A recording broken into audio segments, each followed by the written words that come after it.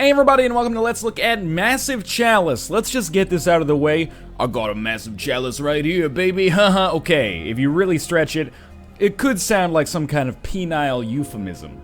In any case, it's not, for the most part, at least in context. It is instead a turn-based tactical strategy game reminiscent of XCOM, reminiscent of the Banner Saga, Fire Emblem, Xenonauts, whatever you want to, draw as your kind of conclusion there. But from Double Fine, so the same company that brought you Broken Age and, ages ago, Grim Fandango, or I don't even know if that might be going too far back, but, Tim Schafer is involved in the production of both. And most recently, I guess, Costume Quest 2, which came out this year as well. This is the premium backer beta of the game. It was a game that was kickstarted. I'm just learning the history of it now as I've been playing it myself after receiving access to the premium backer beta as press from Double Fine. So this is, to the best of my knowledge, if you paid $50 or pledged $50 or more to the Kickstarter, you have access to this right now. And if you didn't, you're kind of out of luck. There's no way for you to buy into it right now until it actually comes out. I believe it's 15 or 20 bucks. You can check on the website. You can become, as they call it, a slacker backer, which I really like because it gives me the opportunity to talk in a funny voice like that. Don't necessarily consider that a call to action yet, that you should pledge to the game. Generally speaking, I know this is a roundabout way to get started on a video. I've been a lot warier about pre-orders and Kickstarters and stuff like that lately because of, well, all the cautionary tales that have come out from this. But this is, as far as I understand it, basically the complete version of the game, but an unfinished version of the game. You can play through the whole game, but there's still bugs and balances or balancing tweaks and optimization and stuff like that to be done. I played about 2 hours of this last night. I am a sucker for turn-based tactical action strategy, and I'm into it. It's a little bit easy, maybe that's the long war talking, but it's got some really cool stuff going on with like how you create soldiers and how you kind of expand through your map here. So we're gonna start up a new game. We'll call the game name, I wonder if I could up the difficulty. I actually can't in this version of the game. Sure, let's do, we'll call this the Let's Look at Save and Bloodlines. Thematic or non-thematic? I actually don't know the difference between these. Let's just take thematic because that's the default setting. I mean, we'll put on Iron. Oh, that's not ready yet either. Still some work to be done. So yeah, this became available as of October 21st, I believe. So this will be going up on like the 24th or something like that. I've got subtitles on. There is voice acting in the game, but it's very kind of tutorializing in addition to the story mode. So I put on, or in addition to the story beats. So I put on the subtitles as well so that you can actually see what's happening here. But I will, in the meantime, give you kind of the premise of what is going on with Massive Chalice. So we play as kind of the unspoken or the silent protagonist. We're like the silent protagonist, but we're a commander of an army for a people that are besieged by some kind of corrupting element from outside. So basically, our land is besieged by monsters, and we have to fight those monsters in order to keep our land alive. The Massive Chalice is what we are bound to. It's basically like a holy relic, where the two other people that are talking right now actually speak to us from. They're also imbued within the essence of the magical Massive Chalice. What's interesting, on the surface at least, about Massive Chalice is that unlike a game like XCOM or Invisible Ink or something like that, it doesn't take place on an incredibly small timescale. So, XCOM takes place over the course of a few months, Invisible Ink takes place over the course of 72 hours. Massive Chalice takes place over the course, literally, of hundreds of years. I played about a little bit less than a century last night. And you'll see what's going on with that time scale. I might have built it as a little bit more dramatic than it actually is, but you'll see because we do things that take like 6 years to do. Like if we want to build buildings, that can take 6 years, etc., etc. I wonder if I can hit escape and skip through that. I can. All right, that's fine. You're gonna miss some of the story beats, but that's okay. So I will do the explanation here. The sound might be a little bit quiet, which is a shame because the music is actually really good, but it might just be that I have it turned way down as well. So the enemies that we're fighting are called the Cadence. Now, if you've ever played XCOM or any of the other games that I mentioned before, you'll be able to figure out the interface here pretty quickly. I do have camera control already, good. So basically we have 5 units. We have 2 different kinds. One is a hunter. They have an incredibly long range with this crossbow, but they're also a little bit less tanky. At least most of them are. Yeah, we only have 1 alchemist, I guess, and 4 hunters. The other class is the alchemist. They're both a melee class and a ranged class. They're a little tankier. They can go up and do melee damage, but they also have 5 flasks. And the flasks can be used as kind of like a throwable bomb. But what's cool about it is that they have an area of effect, but they have a percentage chance to hit the area that they throw at, so they could easily miss and end up damaging their teammates or blowing up part of the scenery, because some of the objects here, like this rock, for example, are destructible. So it also uses the same kind of system as XCOM, where XCOM Enemy Unknown at least, where you can like move within a small kind of area. You can move and then take an action, or you can dash effectively. Like if I moved again, I wouldn't be able to shoot again. I can show you, by the way, that we can shoot this rock. We hit it and shattered it. That'll give us a little bit more vision around it. Not necessarily the most important tactical decision we've ever made, but that's okay. So we'll take our first turn. There's no Overwatch, so it's a little bit different strategically. But every one of these games has their own kind of unique take on the system of overwatching and, like, you know, fortifying or setting up defensively. There's not really that much defensive stuff that is happening in Massive Chalice that I've seen. It seems like you might as well just take all of the moves that you can. So our turn's basically over. I'm going to end it. We're just going to stay, hopefully, out of the enemy's range so they can't come over to us. But I think this seed is actually going to land a hit. It did 4 damage. So again, I'm kind of used to Long War, where if you make one mistake, your unit is probably dead. In the 2 hours or so I played last night, I encountered some difficult enemies, but I never had a unit even come close to dying. So on normal, it is a little bit easy. And you guys know, I'll rotate the camera here, you guys know that I'm bad at these kinds of games. So it's not just that, you know, how am I trying to say this? It's not just that I'm great at them. No, it's the opposite. I'm actually usually pretty terrible at these games. But I think the difficulty curve is thusly, like, doubly kind of a little too easy on normal difficulty at least. But it's still cool nonetheless, especially if not because of the strategic stuff, which works dutifully. The kind of metagame surrounding it is really cool. You'll see that as we get a little further along. So I'm going to move my hunter over here. The hunters do so much damage that rather than take like a 40, if you look at my alchemist here, rather than take a 46% chance to do 8 to 12 damage, I'd rather take an 80% chance to do 9 to 12. And that hit and we got a kill. So that unit will get experience, might be able to level up. Not yet, that's fine. I also wanted to do this just in case it might be possible for me to land a flask hit here, which I don't actually think is going to be doable. Oh, it will be, okay. So with the flask, as you can see, we have like an area that we can, an arc that we can throw it in. If we throw it very close to ourselves, but obviously, you know, we don't want to hit our teammates in it, we have a better chance, and the further away we get, the less chance we have of hitting. But what's neat about it, we'll do it here, is that even if, oh, that one missed, but that's basically exactly what I was trying to illustrate. Even if we miss, it can still hit the area of effect that will allow it to do damage to the enemy, which is awesome. And here's an example of the range on these hunters. It's kind of crazy. We didn't quite get the kill there. Units will level up, and of course, as they level up, they'll get stronger and they'll have larger movement and better accuracy and stuff like that. They also have traits, so it's almost like there's an RPG system happening here. Where a unit, for example, let me see if I can get a good example of one of our units. Yeah, I can like level one up here. We can see their traits. Oh, this unit doesn't, oh, they do have traits. Okay, good. I was wondering if I could see them. So this unit is nearsighted, which means they have decreased sight range, and puny, which I can't click on, but I imagine means that they're probably a little bit lower on HP or something like that. We can also unlock a skill. I'll talk more about skills later. But what's cool about these traits is that there is actually a breeding system that happens in the game. So if we chose to breed, like Jason Vall, this guy, with another nearsighted person, we would probably end up getting a much better chance of getting a nearsighted offspring. And those offspring, because the game takes place over generations and generations, you know, they age and eventually become your soldiers. So you would end up, you kind of want to, there's no way to put this without invoking some kind of terrible YouTube argument. You kind of want to breed selectively to get the traits that you want in your society. I wonder if we can hit this. So if you have units with like really good accuracy, you might want to breed them together so you get like a super accurate child. Well, I'm not saying that's something you should advocate for in real life, but in the game it creates a cool kind of gameplay system that elevates it a little bit. I'm not going to say it elevates it beyond something like XCOM, but it adds a nice little kind of different gameplay element that happens, different system that kind of interlocks with the strategy stuff that is really, really neat. There's also other kind of compromises you'll make, but let's work our way through the environment here just so you can see what's up.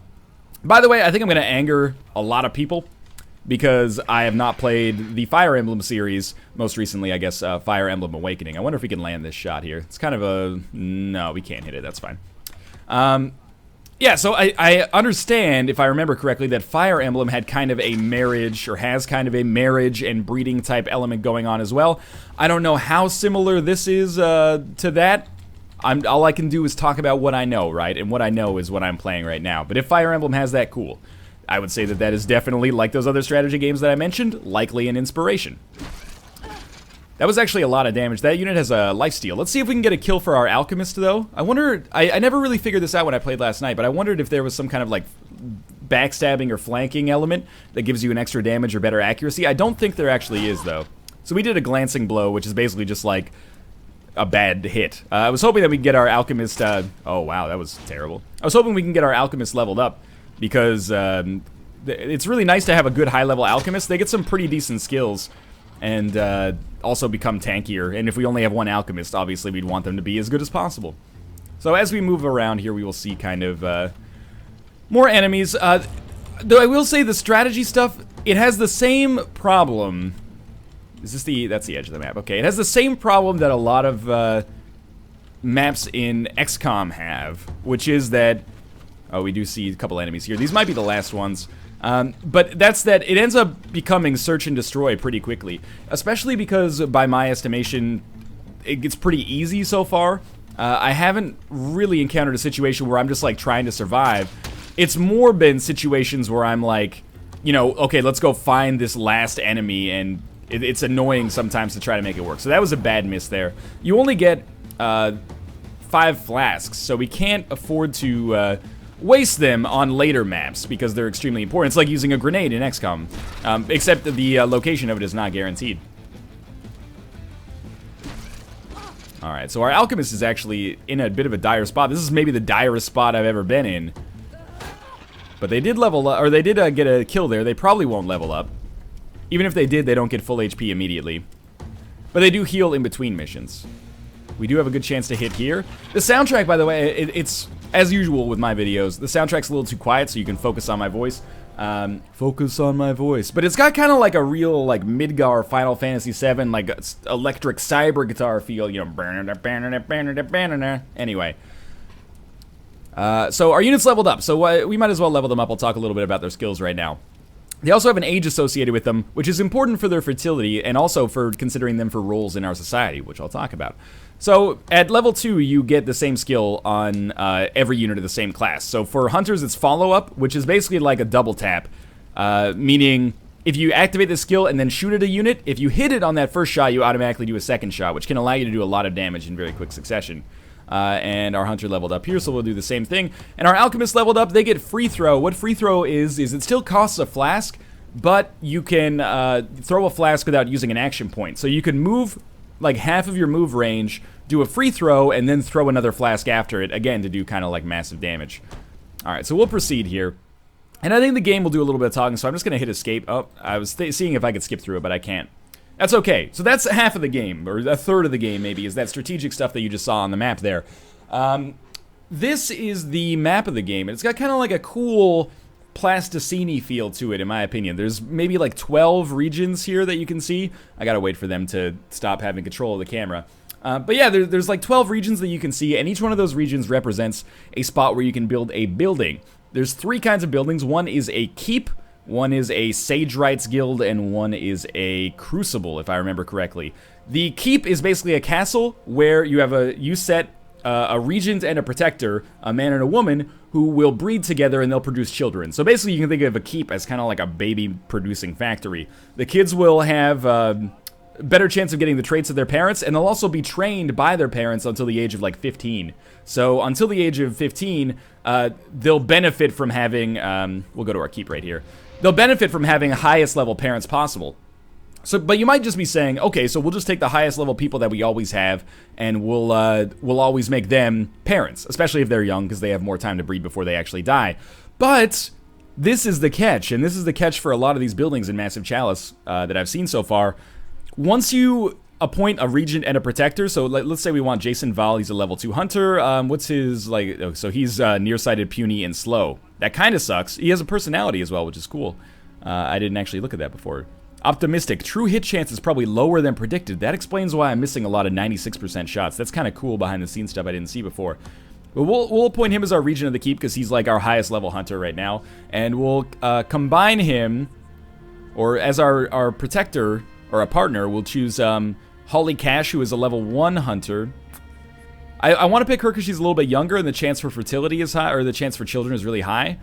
But why don't we go with actually Nia Lagan? She's a little older, so she probably won't be able to produce children for that long, but she's a high level, so the children will be, they benefit from having the higher experience of their parents. So the more experienced their parents are, the better the children end up becoming.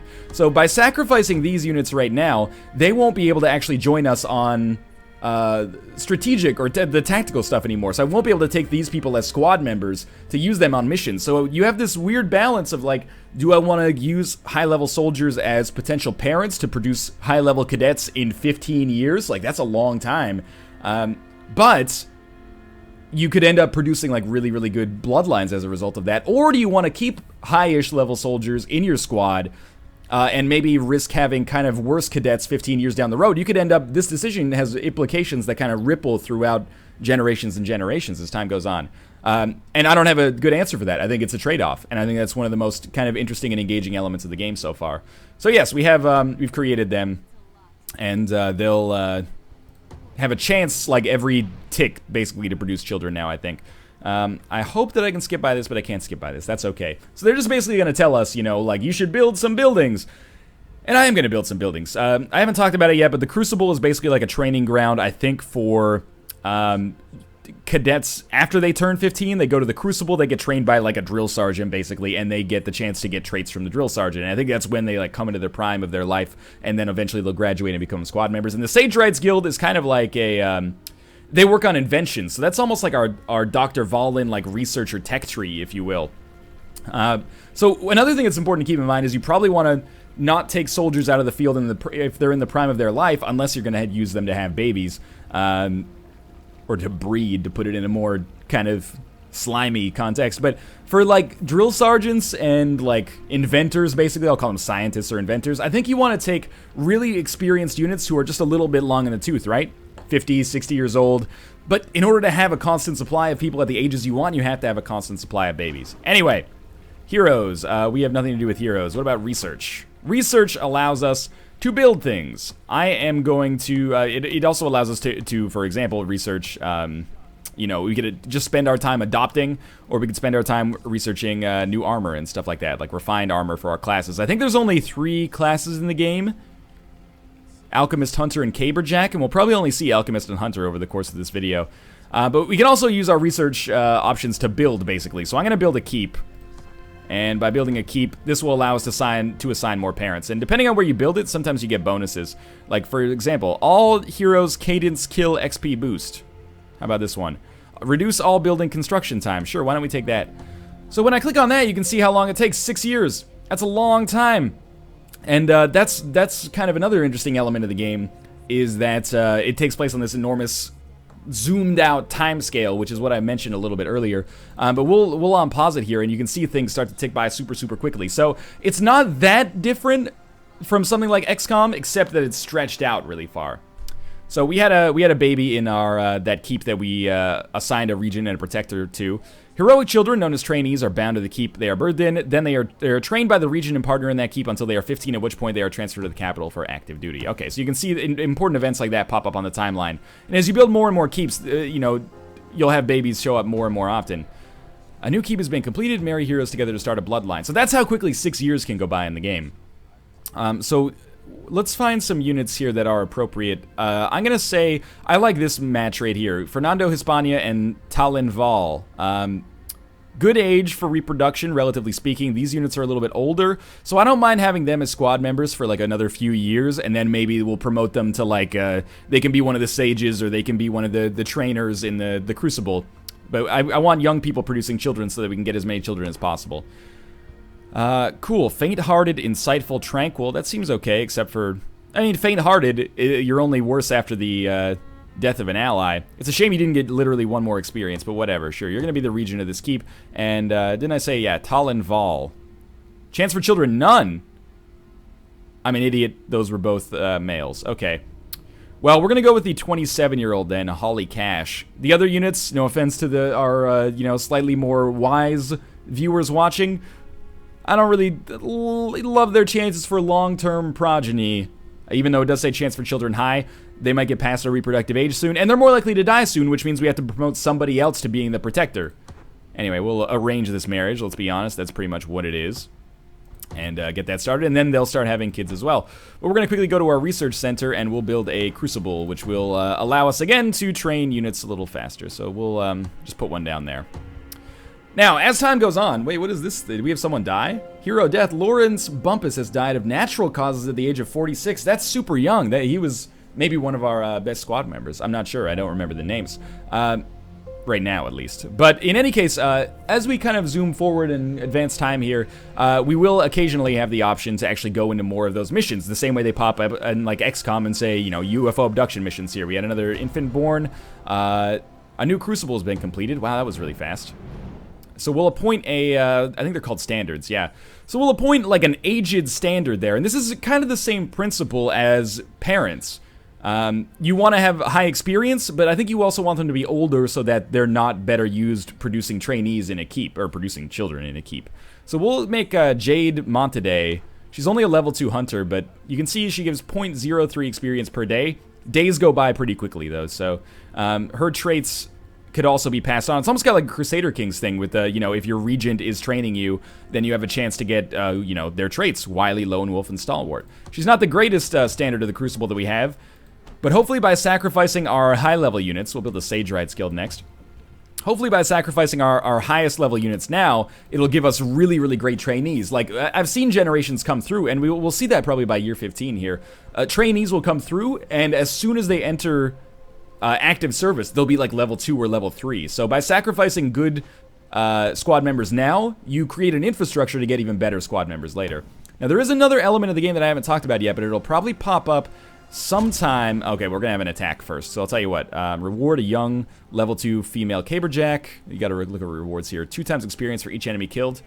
I'm gonna go, oh, they have ruptures here too. That's a new enemy type, so that incentivizes coming here too, so I can show it off.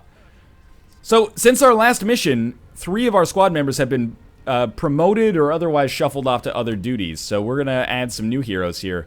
And honestly, I'm gonna take Melody Montaday. I thought she was our standard, but maybe they have siblings as well. I'm not sure if you can see that on this screen, but yeah, sometimes they'll have the same last name because they have siblings.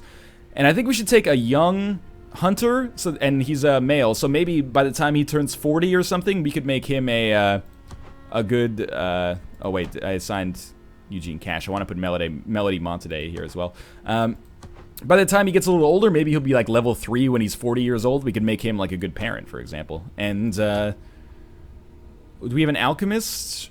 No more alchemists. Jeez. All right. Well, we'll take our 26-year-old hunter there. Do we have 5 hunters? That's such a shame because alchemists are really cool and fun to use, but the hunters are super strong as well. I do wish there was a little bit more unit variety, but so be it. Anyway, the other element, because we might not get a chance to see it if we actually, you know... Well, that was fast. We found enemies very quickly. We might not get a chance to see it because otherwise this video will go on for 100 years, but, is, like, FTL style stuff. So, sometimes, like, an encounter will pop up and it'll be like, an old man in a hot air balloon has said that he has seen beyond the rupture, or beyond the corruption, or whatever it's called. He wants to take one of your soldiers to go and check it out with him, and then you can send him, and it'll be like, the consequence will be like, this soldier's gone for 10 years. But when he comes back, there's a chance that maybe he'll come back with some kind of relic that makes him much stronger, or some newfound knowledge, or he might just be dead. So it's got some cool stuff going on there as well. Those elements seem pretty light. I gotta see if this unit is optimistic, because that's 75% chance to miss. It's not impossible. No, just bad luck, I guess. So the ruptures are really annoying units. Why is my accuracy so low on these guys? I know it looks like I'm far away, but honestly, this is pretty close as far as hunters go. What about you? 59. We'll try it. Oh, come on. The ruptures, they explode. They don't do a ton of damage when they explode, but they can do a lot of damage in an absolute sense because they do it to multiple units in an area of effect. So yeah, they're kind of like, you know, boomers from Left 4 Dead. When they die, they explode, they do damage, but they also leave kind of like a corrosive film on the ground. And if you end your turn on top of that corrosive film, you'll usually take 1 damage. Now, these lapses are really annoying enemies. They don't do that much damage, but they suck your experience, and that can actually cause you to de-level even if you've already gotten a level. So a level is something that's very fluid, you know, you can lose it. I probably, by the way, should have, if I was playing a little bit more of a strategic game, should have... Oh, they got stunned, and they explode when they get hit as well. Probably should have let our, the unit that got hit by the lapse take the final hit so that they would actually get the experience back. Anyway, I'm trying to take shots at these rocks just so if there's enemies behind them, we can see them through the cover. I think that's the end of our turn. There's no, like, oh, there's an enemy behind it. See, it's not a bad idea. This is not, like, too dangerous right now. I'm just gonna take some shots at them from afar. And there's no time limit. That's what I was actually gonna say. Oh, come on. Let's see if we can get our unit that lost experience to get the fatal kill here. There's no time limit, so, like, the strategic stuff, as much as this might seem... Yeah, nice, he got it. Or she got it, I'm not sure. As much as it might seem like that's the most important element of a game like this, and maybe it is to you, that's also kind of the least engaging stuff that's happening here. I think... I'm just going to end my turn before I scout out here. From my perspective, the strategic stuff is the weakest element of the game. Like, this stuff right here is the weakest element of the game. In contrast to something like XCOM, where I think that stuff, like, on the ground is the best. I'm going to take another turn to just kind of chill out here again. I think it's the weakest element here, but it's not necessarily bad. I think it's serviceable. It's just that the other kind of, like, the overall envelope the game is wrapped in, the kind of, like, breeding and promotion system, is so unique and so interesting and engaging that I think it kind of makes the strategic part, because it's not as novel, seem...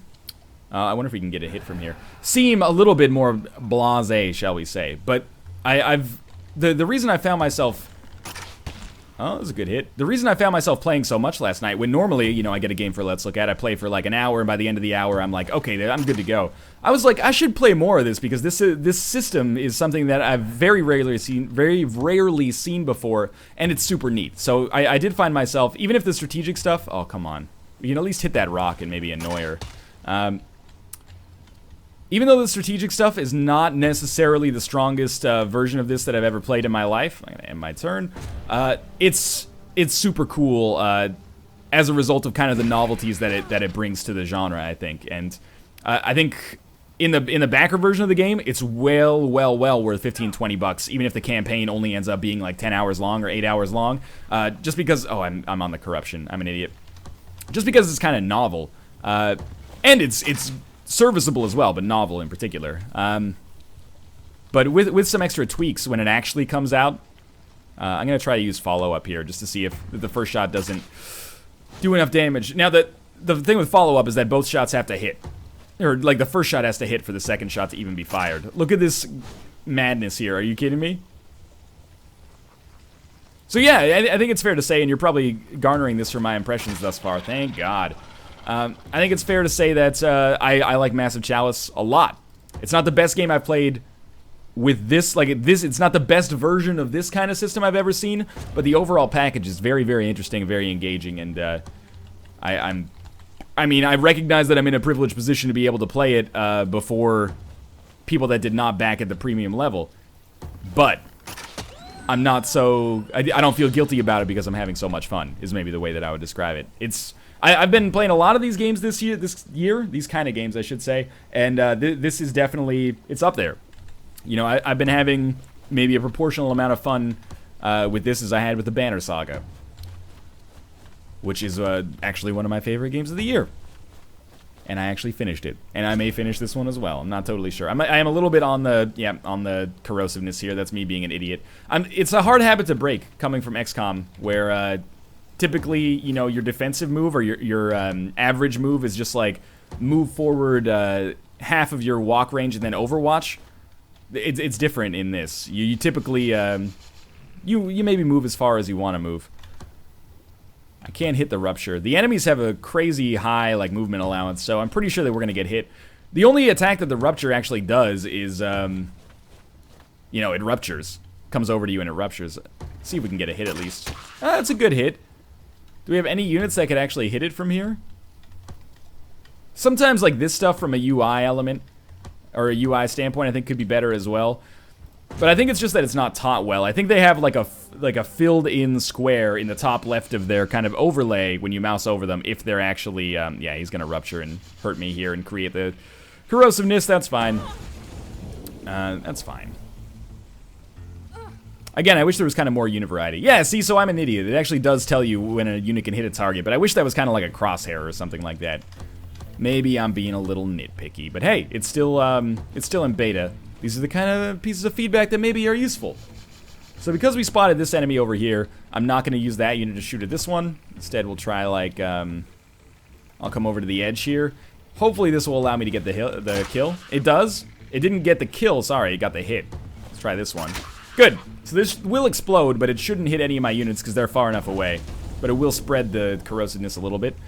We don't have a follow-up shot with this unit, but we did get 10 hits, or 10 HP. This unit has follow-up, but I don't know if they're actually going to be able to have vision. Oh, they do, so let's try follow-up. Not that they're ever going to need it, but we could at least see it in action. Well, we don't need to shoot the second shot, but we will anyway. So this unit is going to rupture. And yeah, these missions end up being a little longer. Which again, I'm not saying it's tedious. It's nice because they don't show up all that often, but they do end up being like a real search and destroy type thing. And I do wish that there was a little bit more variety in the classes, because I promoted like 2 alchemists, we have no alchemists right now, which I think is kind of unfortunate because they're cool. And you know, I don't love having 5 of the same unit type here. But I guess, you know, in something like XCOM, you do have 5 units of the, you know, 5 units with guns, basically. I also think that on normal, you do so much damage to enemies. It's kind of like every enemy is just like a sectoid. There are enemies that'll have like 30 HP. Those are a little stronger. But, you know, if you land a follow-up shot or you do like a... Well, I guess free throw doesn't work on them. You know, I'm going to... This unit might take damage, but if they have a shot here, I'm going to be okay with it because it'll stop the rupture. They don't have a shot. Yeah, if you do a follow-up and both shots hit, that could be like 26 damage to them. So you can still kill them in like 2 hits. But, or a free throw, for example. Anyway. This unit will probably like walk over to us and rupture and do a little bit of damage. Your armor can also get corroded and stuff like that, but I don't know if it actually has long-term implications. So we have 1 unit with 1 HP. That's something, you know, obviously we're going to want to keep a close eye on. They do get healed in between missions. I think that's... I don't know if we can get over there.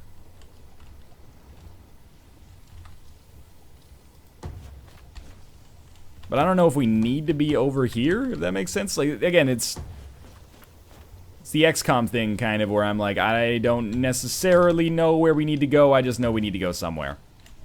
If I lost a unit, honestly, I'd be happy, because, as you might expect, it is permadeath, but, oh, that was a bad click. I wish it made you double-click, the double right-click, I guess, on dashes, just kind of like, are you sure? Because it's a little bit easy to just lose your turn as a result of that. It's my own fault, but still. Like, for example, that. If I'd moved 1 spot less, and again, maybe it's my own fault, but if I'd moved 1 spot less, I would be able to try a follow-up there and maybe get the kill before this unit got close enough to really bug me. 64% chance for this to work. Oh my god. So, I'm glad that I also saw that there was that optimistic trait that makes it so their perception of whether they're likely to hit is higher than the actual odds. This is good. Come on. Nice. It's a lot of experience. No level up, though? Okay. I'm glad that I saw that, because last night, the first night that I played, my very first encounter, I had a hunter. He had a 96% chance to hit. He missed. It said he had a 96% chance anyway. He missed. Next hunter, 90% chance. He missed. Next hunter, 90% chance. He missed. And I was trying to run through those odds in my head, and I was like, that's like a 1 in, like, 4,000 shot or something ridiculous like that. So I now that's explained, it still could have happened. You know, I know statistics to at least some extent.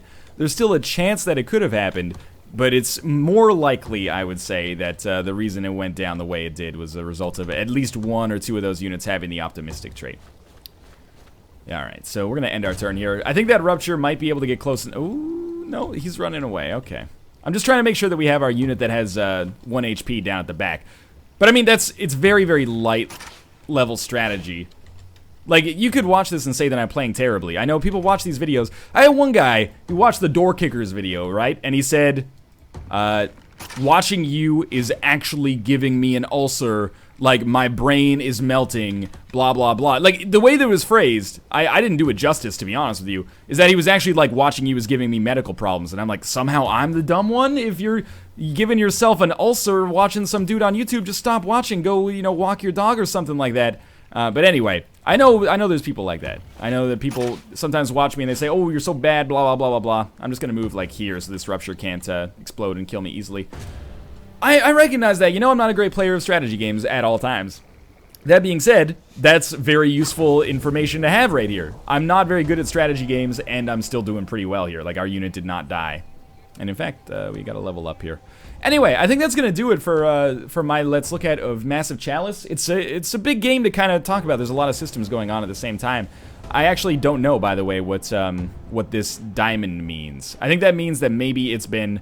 Because you make a choice, right? You can choose to come down either to, like, it was this place or that place. I think if a place is besieged and ignored, like, 3 times, then maybe you lose it to the enemy or something like that. That's my guess.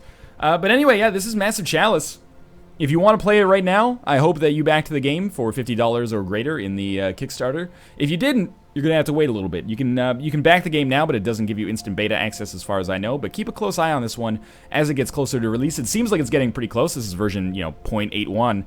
So I don't think it's too far away, but it's super, super interesting and engaging thus far. The actual tactical gameplay, not my favorite. Still serviceable and good and fun to play, but there's a few little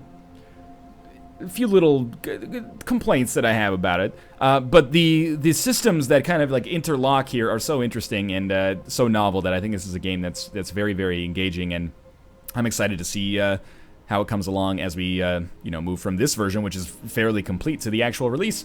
Thanks for watching. There will be a link to check out the Massive Chalice, Slack or backer page if you're interested. Again, I need to stress, I don't think that you get beta access you don't get beta access right now if you back at the $15 or $20 tier. Keep that in mind. I don't want you coming to me and saying, I backed it, I didn't get access, Northernlion, what's wrong with you? I'm saying it right here. You can point to this. And again, of course, be wary of pre-ordering things. Why spend $15 now when you can spend $15 later? With inflation, man, you're spending like an extra 14 cents or something like that. Anyway, there's a link to the Slacker backer page in the video description below if you are motivated to do so. And of course, if you enjoy the video, click the like button. It helps out a great deal. Subscribe if you want to see more first impressions like this in the future. And as always, thanks for watching, and I'll see you next time.